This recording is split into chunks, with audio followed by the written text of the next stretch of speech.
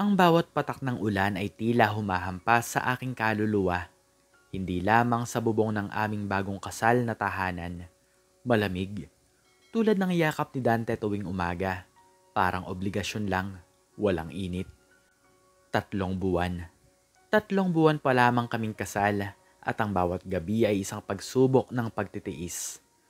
Ang kanyang bakanteng upuan sa hapagkainan, ang kanyang palaging huling pagdating, ang kanyang mga dahilan, lahat ay nagtatayo ng pader sa pagitan naming dalawa.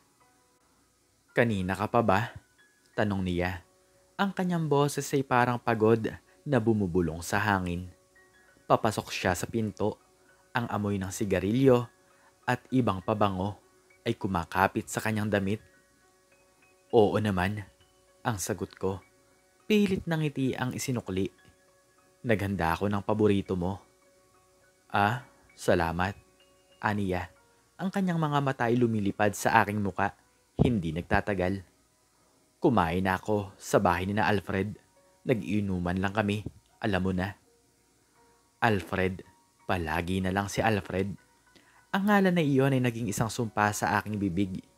Ilang gabi ko nang naririnig yan. Ilang beses na akong nagkunwari na naniniwala. Ngunit ang bawat pagsisinungaling ay nagiiwan ng mapait na lasa sa aking dila. Ang tagal mo naman. Bulong ko, hindi ko na napigilan. Nais ko sanang magtanong, ngunit ang mga salita ay tila nabubulok bago pa man lumabas. May pinag-usapan lang kami, sagot niya. Habang naglalakad patungo sa aming silid, iniwanan akong mag-isa sa dilim ng sala. Huwag kang mag-alala, Emma. Mag-alala? Hindi lang pag-aalala ang nararamdaman ko. Ito ay isang hinala, isang lason na dahan-dahang kumakalat sa aking puso.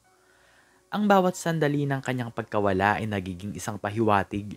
Ang aking mga mata, matalas tulad ng isang agila, ay nagsisimulang maghanap ng katotohanan. Kinabukasan, isang araw na tila dinisenyo para sa pagtatago ng mga lihim, nagpasya akong kumilos. Hindi ko nahahayaang balutin ng kasinungalingan ng aking buhay. Kinuha ko ang aking telepono. Alfred, hello? Panimula ko. Ang aking boses ay tila kalmado, ngunit ang aking puso ay kumakabog ng malakas. Si Emma to. Oh, Emma, bakit? Bakit ka napatawag? Ang sagot niya, puno ng kagalakan. Kumusta ka na? Si Dante, kasama mo ba? Napangiti ako ng mapait. Hindi nga eh. Nagtatanong lang ako kung kasama mo siya kagabi. Sabi niya kasi, sa inyo raw siya nagpunta. Saglit na katahimikan sa kabilang linya. Ang bawat segundo ay tila isang martilyo na humahampas sa aking pag-asa. Kagabi? Bulong ni Alfred na tila nag-iisip. Hindi ah. Matagal na rin akong hindi nakakasama ni Dante. Busy ata siya. Bakit naman parang sobrang busy niya ngayon? Ang aking kamay ay kumapit ng mahigpit sa telepono. Ang mundo ko ay biglang gumuho. Ang bawat piraso ay nagkalat sa paligid ko. Ang hinala ay nagiging katotohanan. Isang malupit na suntok sa aking sikmura. Wala naman. Ang pilit kong sagot. Ang aking boses ay nanginginig. Sige, salamat Alfred. Pinutol ko ang tawag. Ang aking mga mata ay naging matalim, puno ng galit at ng sakit. Si Dante, ang lalaking pinakasalan ko, ang lalaking pinagkatiwalaan ko, ay nagsisinungaling. At hindi lang simpleng kasinungalingan, mayroon siyang ibang ginagawa. Mayroon siyang ibang pinupuntahan. Pagbabayaran mo ang panloloko mo, Dante. Bulong ko sa aking sarili. Ang aking mga kamao ay nakakuyom. Ang aking puso ay puno ng galit, ng pagnanais na malaman ang katotohanan at ng pagnanais na maghiganti. Ang mga araw na yon ay naging simula ng aking pagbabago. Hindi na ako ang dating Emma, ang asawa na naghihintay lang. Ngayon, ako ay isang mangangaso at ang aking biktima ay ang lihim ni Dante. Kinabukasan, sa sandaling lumabas si Dante sa pinto, sinundan ko siya. Ang kanyang sasakyan ay isang itim na anino sa umaga at ako, isang tahimik na multo sa kanyang likuran. Ang bawat liko, ang bawat stoplight ay isang pagsubok ng aking presensya. Ang aking puso ay kumubog ng malakas, hindi dahil sa takot, kundi dahil sa pag-asama ng katotohanan. Huminto siya sa isang subdivision na may matataas na pader at malalaking bahay. Hindi ito ang daan papunta sa opisina niya. Hindi rin ito ang daan papunta sa bahay ni Alfred. Ang aking hinala ay lumalakas. Pumasok siya sa isang malaking gate at sa likuran niya, sumunod ako. Nagtatago sa likod ng isang delivery van. Isang mansyon. Malaki, moderno ang disenyo. May malawak na hardin. Isang bahay na hinding-hindi namin kayang bilhin. At doon, sa harap ng pinto, naghihintay ang isang babae. Maganda siya, mahaba ang buhok, makinis ang balat, at ang kanyang mga mata ay tila kumikinang sa ilalim ng sikat ng araw. Naka-business attire siya, ngunit may kakaibang lambing sa kanyang kilos. Ngumiti siya kay Dante, isang ngiti na hindi ko pa nakita sa kanya. Ang ngiti na yon ay tila isang patalim na tumutusok sa aking puso. Nag-usap sila, nagtawanan, pagkatapos pumasok sila sa loob. Ang aking mundo ay gumuho. Ang bawat piraso ng aking pag-asa ay nagkalat sa lupa. Ang aking mga mata ay nagbabaga sa galit. Lumabas ako mula sa aking pinagtataguan. Ang aking mga kamao ay nakakuyom. Nilapitan ko ang gate ng bahay. May karatula doon. Naghahanap sila ng kasambahay. Napakunot ang noo ko, isang ideya ang biglang sumilay sa aking isipan. Isang ideya na kasing dilim ng gabi, kasing lamig ng bakal. Isang ideya na magbibigay sa akin ng pagkakataong makapasok sa kanilang mundo upang malaman ang lahat ng kanilang lihim. Kasambahay, bulong ko. Isang ngiti ng paghihiganti ang sumilay sa aking labi. Magaling. Ilang araw ang lumipas, ang bawat sandali ay isang pagpaplano at isang paghahanda.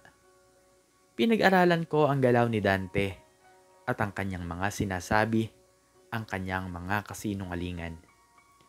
Ang babaeng iyon, kailangan kong malaman ang kanyang pangalan at kailangan kong malaman ang lahat. Isang gabi, umuwi si Dante na may dalang balita. Ang kanyang mga mata ay tila nagtatago ng tuwa, ngunit pilit niyang itinatago ito. Emma, panimula niya.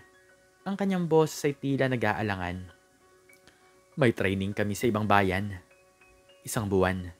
Kasama ako sa mga napili. Isang buwan na wala siya. Isang buwan para sa akin na kumilos. Ang aking ngiti ay pilit. Talaga? Tanong ko. Pilit na nagpapakita ng pag-aalala. Ang tagal naman, mamimiss kita. Ako rin, aniya. Ngunit ang kanyang mga mata ay hindi tumitingin sa akin. Pero, trabaho to, Emma. Para sa kinabukasan natin. Para sa kinabukasan. Ang mga salitang yon ay tila isang biro. Ngunit sa likod ng aking pilit na ngiti, ang aking isip ay nagtatrabaho na. Ito ang aking pagkakataon. Kinabukasan habang abala si Dante sa paghahanda ng kanyang mga gamit, kinuha ko ang aking telepono at tinawagan ang numero na nakita ko sa karatula. Hello? Ang boses sa kabilang linya ay malambing, ngunit may otoridad. Magandang araw po, panimula ko. Ang aking boses ay tila mahiyain, puno ng paggalang. Nakita ko po ang karatula nyo na naghahanap po kayo ng kasambahay. Oo. May karanasan ka ba? Aniya. Opo. Sagot ko. Ang aking puso ay kumakabog ng malakas. Marami po akong karanasan sa paglilinis, pagluluto, at pag-aalaga ng bahay. Sige. Aniya. Pumunta ka dito bukas ng umaga. May interview ako. Maraming salamat po. Bulong ko. Ang aking ngiti ay lumalawak. ang simula ng aking paghihiganti. Kinabukasan, suot ang pinakasimpleng damit, suot ang isang pilit na ngiti. Pumunta ako sa bahay na yon, ang bahay kung saan naroon ang lihim ni Dante. Binuksan ng isang babae ang pinto. Siya ang babaeng maganda, ang babaeng mayaman, ang babaeng kabit ni Dante. Magandang umaga po, panimula ko. Ang aking boses ay tila mahiyain. Ako po si Emma, para po sa interview. Ngumiti siya. Sige, tuloy ka. Ako nga pala si Criselda. Criselda. Ang pangalan na yon ay sumunog sa aking isipan. Criselda, ang pangalan ng aking kaaway. Umupo kami sa isang marangyang sala. Ang bawat detalye ng bahay ay sumisigaw ng kayamanan. Ang bawat piraso ng kasangkapan ay tila mas mahal pa sa aming buong bahay. Ang aking galit ay lumalaki. So, Emma, panimula niya, ang kanyang boss ay tila puno ng pagtitiwala. May karanasan ka ba sa pagiging kasambahay? Opo, sagot ko. Dati po akong nagtatrabaho sa isang malaking pamilya. Marami po akong natutunan. Magaling, aniya. Kailangan ko ng mapagkakatiwalaan. May mga bisita akong madalas, kaya kailangan ko ng maayos na magluluto at maglilinis. Kaya ko po yan, sagot ko, ang aking mga mata ay nakatuon sa kanya. Pinag-aralan ko ang bawat detalye ng kanyang muka, ang kanyang mga kilos, ang kanyang mga ngiti. Pagkatapos ng maikling interview, tinanggap niya ako. Simulan mo na bukas. Aniya, kailangan ko kaagad ng tulong. Maraming salamat po, Ma'am Criselda. Bulong ko. Ang aking ngiti ay puno ng pagtatago. Sa loob ko, isang malupit na plano ang nabubuo. Ang mga sumunod na araw ay naging isang pagsubok sa aking pagpapanggap. Naglinis ako, nagluto, nag-ayos ng bahay. Pinagmasdan ko si Criselda. Ang kanyang mga gawi, ang kanyang mga hilig. Ang kanyang kape tuwing umaga, ang kanyang paboritong ulam tuwing tanghali. Ang bawat detalye ay mahalaga. Isang araw habang naglilinis ako ng kanyang silid, nakita ko ang isang litrato sa kanyang bedside table. Si Dante, nakayakap sa kanya. Ang kanilang mga ngiti ay puno ng pag-ibig. Ang aking puso ay tila dinudurog. Ngunit ang sakit ay nagiging gasolina para sa aking paghihiganti. Kinuha ko ang aking telepono. Nag-research ako. Mga gamot, mga halamang gamot, mga epekto. Kailangan kong maging maingat. Kailangan kong maging matalino. Ma'am Criselda, kape niyo po. Bulong ko. Inilalagay ang tasa sa kanyang harap. Ang singaw mula sa kape ay tila nagtatago ng aking lihim. Salamat, Emma. Aniya at ngumiti. Kinuha niya ang tasa at ininom ang kape. Ang aking puso ay kumakabog ng malakas. Sa loob ng tasa, isang maliit na patak ng gamot ang aking binili. Isang gamot na pinag-aralan ko ng mabuti. Isang gamot na magdudulot ng hindi kaaya-ayang epekto sa balat. Lumipas ang mga araw, ang pagbabago ay nagsimula. Ang kanyang balat ay nagsimulang maging tuyo. Ang kanyang kutis ay nagsimulang maging maputla. Ang bawat araw ay isang tagumpay para sa akin. Emma, aniya isang umaga. Ang kanyang boss ay tila may pag-aalala. Pakiramdam ko, nanghihina ang balat ko. Ang daming pantal-pantal. Naku po, ma'am, sagot ko.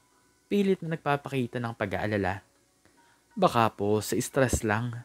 Magpahinga po kayo. Ngumiti siya. Ngunit ang kanyang mga mata ay puno ng pag-aalala. Ang aking ngiti ay mas malawak. Hindi lang sa kape. Sa kanyang pagkain. Sa kanyang juice. Sa bawat pagkakataon na mayroon ako, nilalagyan ko ng gamot ang kanyang mga inumin at pagkain. Ang gamot na nagpapalagas ng buhok at nagpapapangit ng balat.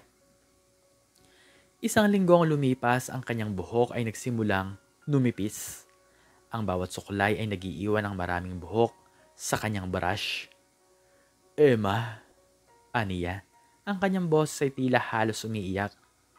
Ano bang nangyayari sa akin? Ang buhok ko, ang daming nalalagas. Naku po, ma'am. Baka po sa shampoo nyo. Subukan nyo po magpalit. Sagot ko, pilit na nagpapakita ng simpatya. Ngumiti siya. Ngunit ang kanyang mga mata ay puno ng lungkot. Ang aking puso ay puno ng paghihiganti. Ang kanyang dating ganda ay unti-unting nawawala. Ang kanyang balat ay tuyo, puno ng pantal. Ang kanyang buhok ay manipis, halos kalbo na.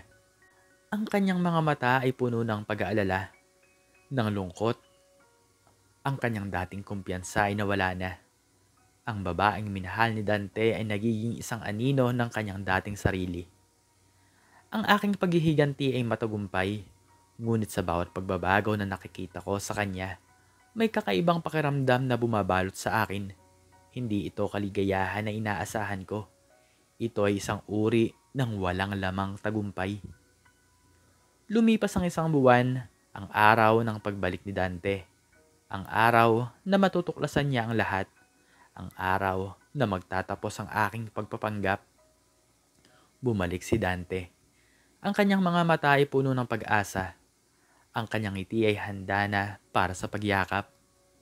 Nagdiretso siya sa bahay ni Criselda. Nasa kusina ako, nagluluto ng hapunan. Narinig ko ang kanyang boses. Criselda, bulong niya, puno ng kagalakan. Nandito na ako. Lumabas ako mula sa kusina. Ang aking mga mata ay nakatuon sa kanya. Ang kanyang ngiti ay nawala. Ang kanyang mga mata ay lumaki. Emma? Bulong niya. Ang kanyang boss ay puno ng pagtataka. Anong ginagawa mo dito? Ngumiti ako. Isang ngiti na puno ng galit at sakit. Bakit, Dante? Hindi mo ba ako inaasahan? Sa likuran ni Dante lumabas si Criselda. Ang kanyang balat ay tuyo at puno ng pantal. Ang kanyang buhok ay manipis at kalbo. Ang kanyang mga mata ay puno ng lungkot. Criselda? Bulong ni Dante. Ang kanyang mga mata ay lumaki sa gulat. Anong nangyari sa'yo? Tumingin sa akin si Criselda. Ang kanyang mga mata ay puno ng pagtataka. Kilala mo siya, Dante? Tumingin ako kay Dante. Oo, kilala niya ako. Ako, ang asawa niya. Ang mga salitang iyon ay tila isang bomba na sumabog sa loob ng bahay. Ang mukha ni Criselda ay naging putla. Ang mukha ni Dante ay naging puno ng takot. Asawa? Bulong ni Criselda. Ang kanyang mga mata ay lumaki sa gulat. May asawa ka, Dante? Tumayo ako ng tuwid. Ang aking mga mata ay nakatuon kay Dante. Oo, Criselda. Kami ni Dante ay kasal. At ikaw ang kabit niya. Tumingin si Criselda kay Dante. Ang kanyang mga mata ay puno ng sakit at pagtataksil. Totoo ba to, Dante? Si Dante ay nakatayo doon, walang imik. Ang kanyang mukha ay puno ng takot at hiya. Hindi ko alam. Bulong ni Criselda. Ang kanyang mga mata ay nagsisimulang lumuha. Hindi ko alam na may asawa ka na pala. Hindi mo sinabi sa akin. Ang mga salitang iyon ay tumagos sa aking puso. Hindi niya alam. Hindi niya alam na may asawa na si Dante. Ang aking mundo ay biglang gumuho sa pangalawang pagkakataon. Ang aking paghihiganti, ang aking galit, ang aking plano. Lahat ay nakabase sa isang maling akala. Ang aking mga mata ay lumaki. Si Criselda, siya ay biktima rin. Hindi siya ang masamang babae na akala ko. Wala ka talagang kasalanan? Bulong ko. Ang aking boses ay puno ng pagtataka. Umiling si Criselda. Ang kanyang mga luha ay umagos sa kanyang pisngi. Sabi niya, single siya. Sabi niya, mahal niya ako. Ang aking puso ay biglang napuno ng konsensya. Ang lahat ng ginawa ko kay Criselda, ang lahat ng sakit na idinulot ko sa kanya, lahat ay walang saysay, lahat ay mali. Criselda, bulong ko. Ang aking mga mata ay nagsimulang lumuha. Patawarin mo ako. Tumingin siya sa akin. Ang kanyang mga mata ay puno ng pagtataka. Bakit, Emma? Ako ang may gawa sa'yo. Bulong ko. Ang aking mga luha ay umaagos sa aking pisngi. Ako ang naglagay ng gamot sa kape mo. Ako ang naglagay ng gamot sa pagkain mo. Ako ang dahilan kung bakit nagkaganyan ang balat mo, ang buhok mo. Ang kanyang mga mata ay lumaki sa gulat. Ang kanyang mukha ay puno ng sakit at ng pagtataksil. Bakit mo ginawa yun? Bulong niya. Ang kanyang boses ay nanginginig. Akala ko. Bulong ko. Ang aking mga luha ay umaagos. Akala ko, ikaw ang dahilan kung bakit nagsisinungaling si Dante. Akala ko masama kang babae. Si Dante ay nakatayo doon, walang imik. Ang kanyang mukha ay puno ng takot. Tumingin si Criselda kay Dante. Ang kanyang mga mata ay puno ng galit. Niloko mo ako, Dante. Niloko mo kaming dalawa. Biglang nagbago ang lahat. Ang aking galit kay Criselda ay naging galit kay Dante. Ang aming mga mata ni Criselda ay nagkatinginan. Isang pag-unawa ang biglang namuo sa pagitan naming dalawa. Hindi kami magkaaway. Kami ay magkasama. Dante, bulong ni Criselda. Ang kanyang boses ay puno ng otoridad. Pagbabayaran mo ang lahat ng to. Oo, bulong ko. Ang aking mga mata ay puno ng determinasyon. Pagbabayaran mo ang lahat. Kinabukasan si Dante ay nasa kulungan. Ang aming mga pahayag, ang aming mga ebidensya, ang kanyang mga kasinungalingan. Lahat ay nagtulak sa kanya sa likod ng rehas. Ang kanyang muka ay puno ng pagsisisi, ngunit huli ng lahat. Si Criselda at ako ay nag-uusap ng mahaba, ang bawat salita ay isang pagpapagaling, isang pag-unawa. Hindi ko alam kung paano ka mapapatawad. Bulong niya, ang kanyang mga mata ay puno ng lungkot. Pero naiintindihan ko. Naintindihan ko ang sakit na naramdaman mo. Patawarin mo ako, Criselda. Babawi ako sa'yo. Bulong ko, ang aking mga luha ay umagos. Paano? Tanong niya. Tutulungan kitang bumalik sa dati. Tutulungan kitang magpaganda ulit. Babayaran ko ang lahat ng kailangan mo. At ginawa ko. Sa mga sumunod na buwan, si Criselda at ako ay naging magkaibigan. Tinulungan ko siyang maghanap ng doktor, ng mga gamot, ng mga paraan upang bumalik ang kanyang ganda. Ang bawat sandali na kasama ko siya ay isang pagbabayad sa aking mga kasalanan. Unti-unting bumalik ang kanyang ganda. Ang kanyang balat ay naging makinis muli. Ang kanyang buhok ay nagsimulang tumubo. Ang kanyang mga ngiti ay bumalik. At sa bawat pagbabago na nakikita ko sa kanya, isang bagong pag-asa ang nabubuo sa akin. Isang araw, habang nakaupo kami sa kanyang hardin, umiinom ng kape, tumingin siya sa akin. Salamat, Emma. Bulong niya. Ang kanyang mga mata ay puno ng pasasalamat. Salamat sa lahat. Salamat din, Criselda. Bulong ko. Salamat sa pagpapatawad mo. Naging masaya kami sa aming buhay. Si Criselda ay muling nagkaroon ng kumpiyansa. Ako naman, natuto ako sa isang mahalagang aral. Ang paghihiganti ay hindi kailanman nagdudulot ng tunay na kaligayahan. Ang pag-unawa at pagpapatawad ang tunay na lunas. Ang aming pagkakaibigan ay naging isang patunay na kahit sa gitna ng sakit at pagtataksil, mayroong pag-asa, mayroong pagpapatawad, at mayroong bagong simula. At si Dante, nandoon pa rin siya sa kulungan. Pinagbabayaran ng kanyang mga kasalanan. Ang kanyang pagsisi ay huli na, at ang aming buhay, malaya na sa kanyang mga kasinungalingan, at nagsimula na muli. At hanggang dito na lamang po nagtatapos ang istorya at sana po ay nagustuhan nyo ito. Please like, share, and subscribe and click the notification bell para palagi po kayong updated sa mga bago kong istorya. Muli ay maraming salamat po at God bless us all.